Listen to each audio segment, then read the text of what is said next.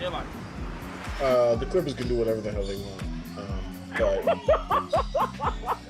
I'm not going to trust them. Correct me if I'm wrong, but A topic that I know you two are theming to talk about. I know you guys want this.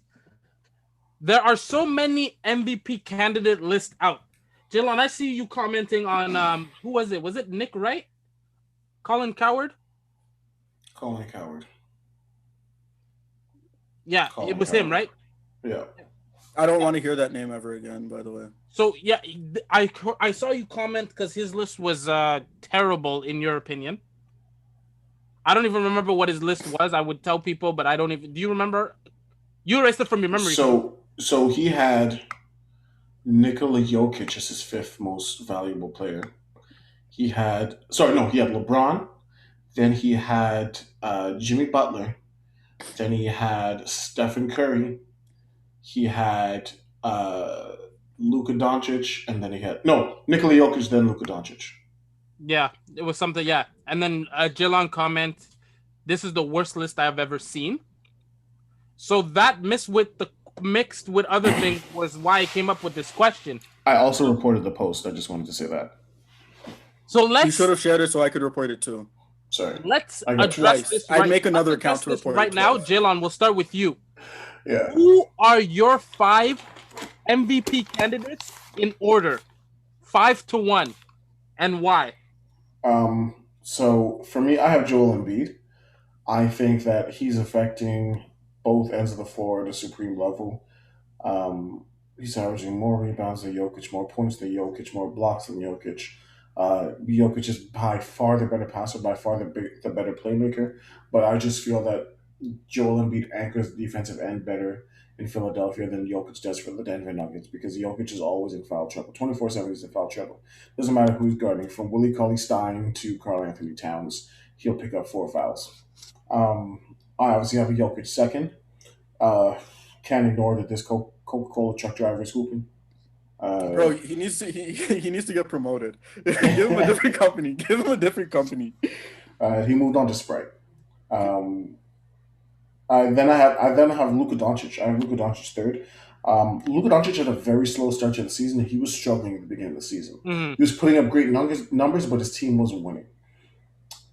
Since January, Luka Doncic his shooting numbers have gone up. So he's gone up 4% in shooting from beyond the 3-point line. So now he's at 35%. He's at 28.7 points per game. He has 8 assists and 8 rebounds. And to go along with 1.2 steals. He's playing a lot better defense. So I have Luka Doncic third, and the Dallas Mavericks are in the playoff picture and hovering around that 5th, 6th seed. Before they were 10th, 11th, around there. They were outside the playoff picture. I then have Giannis Antetokounmpo. I think he's dominating at his position. I think he's the best power forward in the game right now, only because Kevin Durant's injured, and he just came back yesterday. Sorry, so I guess he's the second best power forward in the game right now. And then fifth, it's going to surprise you guys, but I got Julius Randle. He has the Knicks number 1 in defense, averaging 24 points per game, 10.5 rebounds, 6 assists on 46% shooting, and 41% from 3. The Knicks are 4th. They're beating everybody. They're on a 9-game winning streak. So I have Julius Randle 5th. I want to mention this. I have Russell Westbrook 7th on this list, behind Paul George and Devin Booker. And the reason I have Russell Westbrook 7th on this list is because 8th. My apologies, 8th. The reason I have him on this list is because you guys have Steph Curry. Don't say you guys. Please don't disrespect me like that. I'm not looking at you. I'm looking at our fans. Okay. You guys have Steph Curry 5th. You guys have Steph Curry in the MVP conversation. So if you guys can do something as ridiculous as that, I'm going to do something even more ridiculous. I'm going to have the starting point guard of the Washington Wizards, who are in 10th place right now in the MVP conversation, and I have Steph 10th. Okay, perfect. I want to touch on one thing that you said that I am surprised about, but I'm happy that you addressed it, because I think it's time to start putting respect on his name. The Julius Randle pick, I really like that. I think he's the most improved player hands down. But the way he has the Knicks playing, the way the Knicks are playing, the fact that they're fourth in the East is somewhere that we didn't think the Knicks would be. So you got to give him his flowers. He has his team in a top 5 playoff spot in the Eastern Conference, better than Steph Curry. I'm not discrediting what Steph Curry said, but if you're looking at body of work, Julius Randle, I am. like, yeah, you are. But his body of work has been nice, and like, I'm gonna pose this question before we go to you, Perry. Does Steph Curry deserve to be ahead of Chris Paul in MVP talks? Do you want me to answer it, or do you want it, Jello? I want both of you to give me an answer. And Jello, do you want to go first? No, you can go ahead, bro. No, I'm gonna let you go first because I have a lot to say, and I'm really having a hard time containing my emotions. Bina, repeat the question, please. So I got you, Bina. Does Steph Curry deserve to be ahead of Chris Paul in the MVP considerations? Was that the question? Yes, that was the question. Perfect. Over to you, Perry. Thank you. I'm humbled that you gave me the microphone.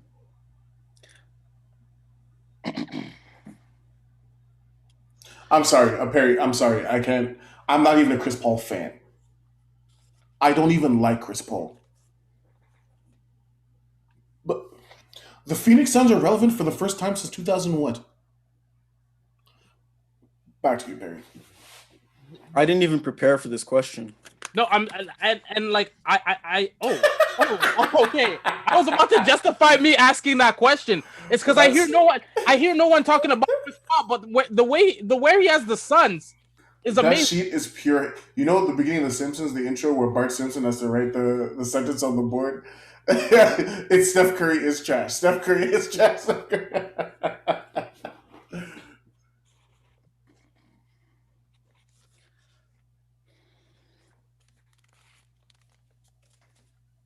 All right, Perry, you want me to ask you the full question, or you want to answer everything in one shot? Ask me the full question, please. So I'll ask you the initial question. I still want to hear what you think about Chris Paul and. No, we'll go with the. Yeah, sure. I'll give my top 5. Yeah. So yeah, who are your top 5 MVP candidates in order from 1 to 5? What's the criteria for MVP? The player most valuable to his team. No. And it's okay. I understand why you said that, but my answer to that is no. Okay. Why? Because LeBron James has not won MVP, but he brought a Cavaliers team. This is J.R. Smith. This is legit J.R. Smith. He brought a Cavaliers team where people were saying that Matthew Dellavedova was underappreciated to the finals. Amon Shumpert. Oh. So do you get why I'm saying it's not the most valuable player to the team? Wasn't 40-year-old Channing Frye playing? Yes. Channing Frye that's bruh. Do you get why I said what I just said, Bina, or do you want another example? No, I get it, but you can give another example if you think the viewers are not gonna understand it. Perfect. You remember when James Harden averaged 36.1 points per game? Yes, when sir. Scoring champ had the most threes in a season. Yep. J-Lo, you're not asking me the question I needed you to ask, but I don't blame you. So I'm gonna ask both of you the questions. Ask me who was playing. Qui a joué? Steph Curry, Klay Thompson, Kevin Durant. Why? No, he doesn't count because we spoke about threes. Oh, okay. Yeah. Why did I mention those names?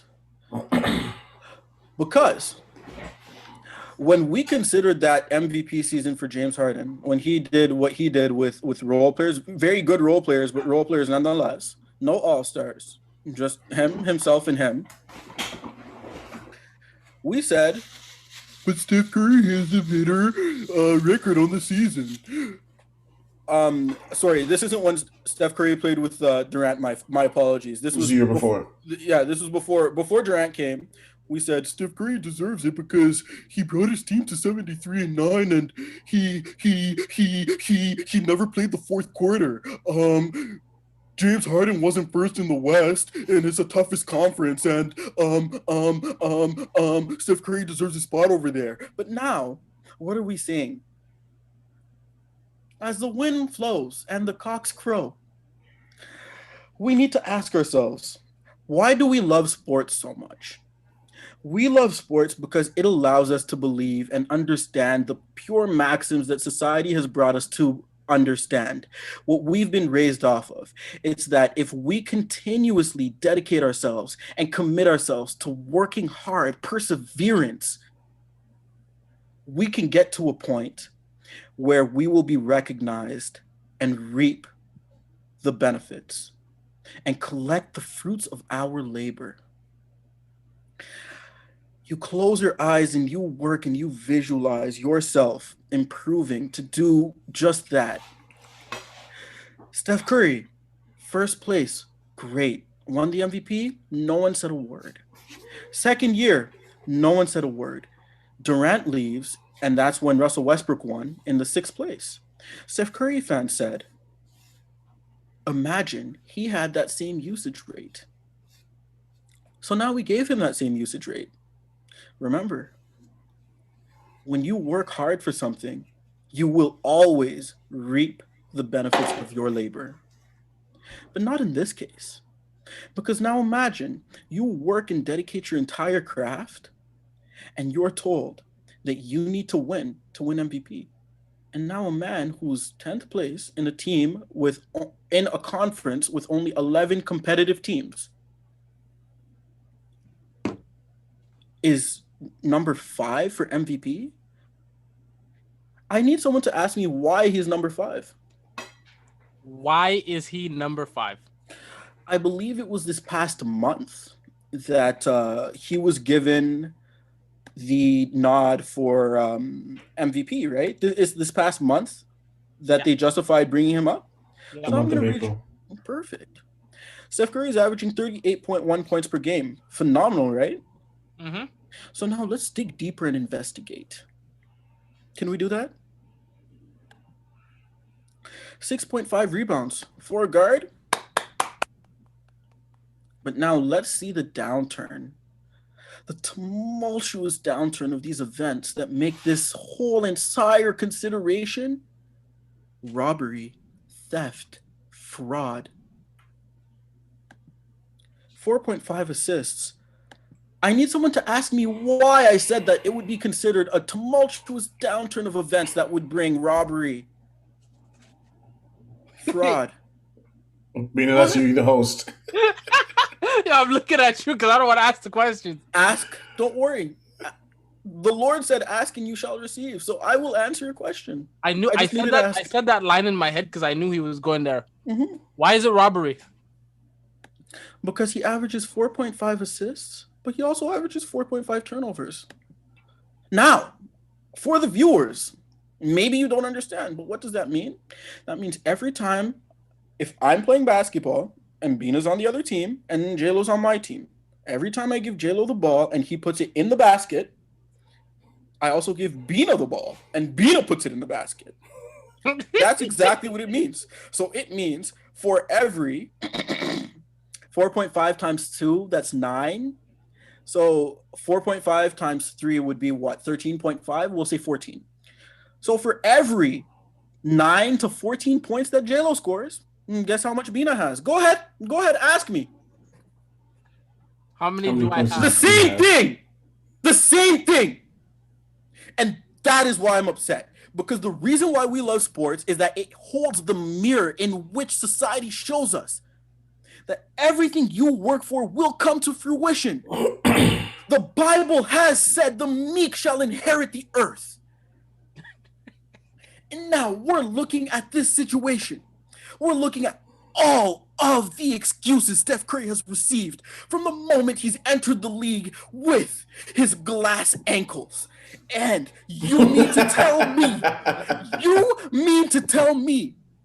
that he's 5th for MVP? Now, someone ask me, why am I so upset? Why are you so upset? Because people say he's better than Kyrie Irving. Ask me why I mentioned Kyrie Irving. Why do you mention Kyrie Irving? And not Chris Paul.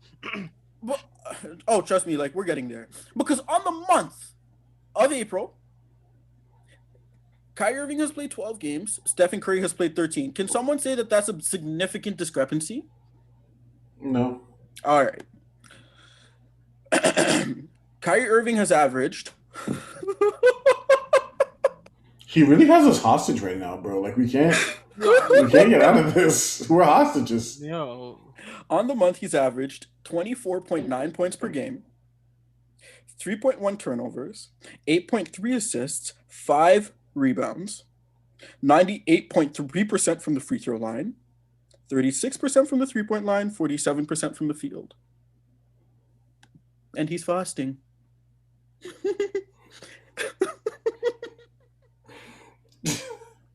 He gave Ben Simmons 45 on an empty stomach. You gotta cancel Ben Simmons.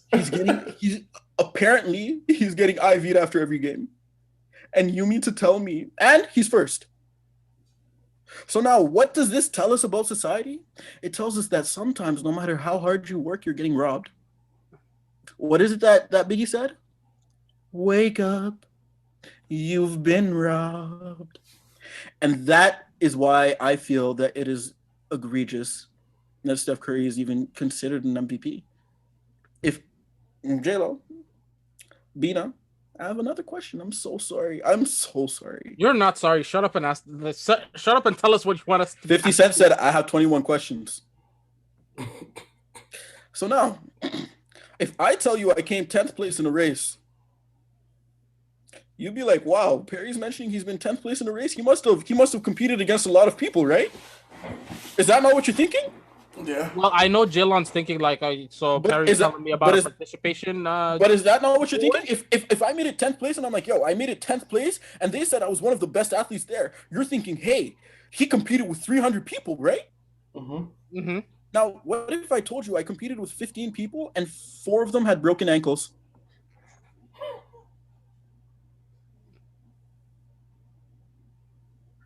Now imagine giving the MVP to the guy who beat that one person.